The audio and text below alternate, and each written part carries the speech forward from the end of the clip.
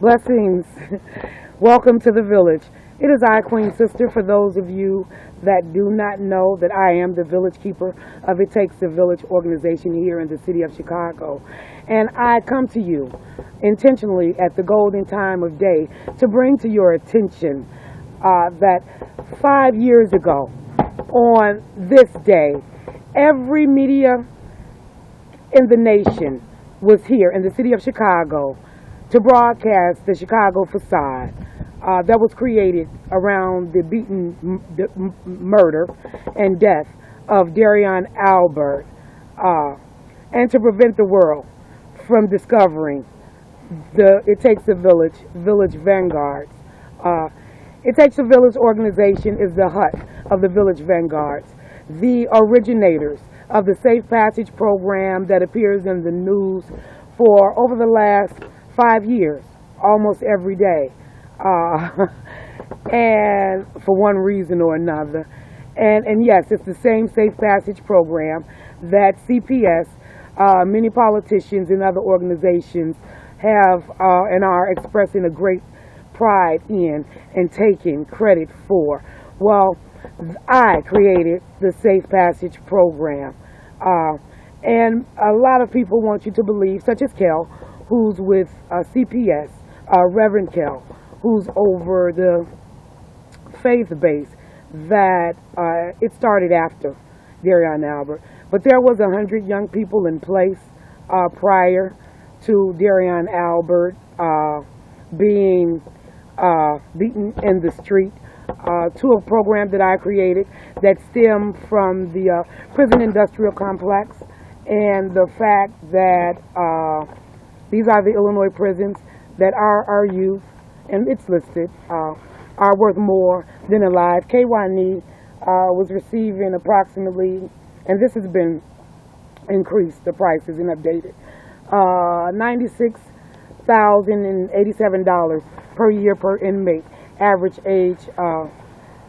17 people. It also derived from the Village Panacea.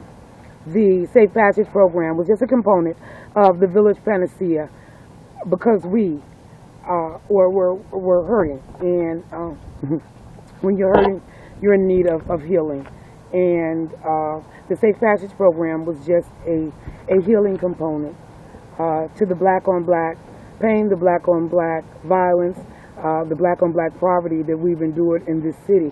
I created it here in the Rosen community prior to the murder of Derrion Albert, due to the 384 sex offenders that were in my zip code, due to Carrie Austin, kickback Carrie Austin, the alderman, and at the time, Senator Reverend James Meeks, released in my community. We had more sex offenders in the Rosen community than any of the 77 Chicagoland communities. We were also finding dead female bodies in abandoned buildings due to the number of shelters that were allowed to be placed in our community.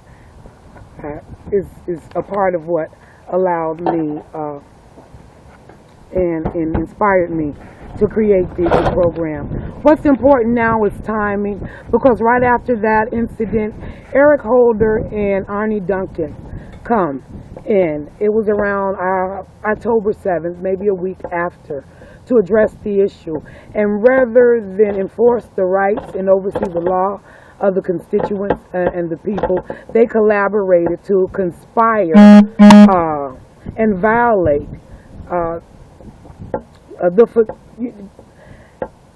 the fiduciary responsibility of the politicians have a fiduciary responsibility to the villagers of my organization and to the citizens of this city. And rather than honor that as their elected duty, and as their ethic duty, a moral duty, as administrators of Chicago Public Schools, they chose not to. So Basically, I need you to take this Sankofa journey with me, people, as we go back to capture that which we have lost, because my vanguards still have yet to get paid. And what you're going to see is some black faces in high places that participate in the Chicago Facade. We're going to talk about the depths of corruption and the length of cover-up. We're going to talk about what's happening in these streets. So, and in the village. And we've got to figure out a way to level the playing field. Because this will be an indication to you that the playing field is not level. And the documents that I have here, I'm going to attach to this video because it all boils down to black and white people, white paper, black ink. And if you look at the Red Eye Chicago Homicide Tracker, according to race, you will see Asian, black, white, and in the little print here, you'll see white includes. Over in the totem column, what you will also see is that we outrank them and we outnumbered them as far as this flood of blood flowing through my village and the inner city streets of Chicago. This was printed some time ago, but still, you got 11 Asians as victims of homicide. How many white? 783 white, 126 unknown, and 2,554 black. Again, not only was this Safe Passage program established to balance the playing field, because my youth could not be happy and hungry at the same time. We had to eat to live and live to eat. But it was also to improve the quality of life in my community. And I found myself up against a lot of people that claim and that's what they want. But we have to deal with actions. And we have to begin to hold people accountable on their actions. Now Eric Holder has resigned. Eric Holder would never investigate Eric Holder. And Eric Holder is responsible for my young people not being paid. They are to be made whole. We want our back pay. And we want a wrong made right. These are the same young people that went before the United Nations in November of 29 and testified regarding their situation and how the CHA gentrification project impact their lives. As we still do now, address the issues of homelessness and hopelessness and helplessness and hunger. People, this thing we're living called life is real. This is real life. And I want to thank you all for supporting me as I went through this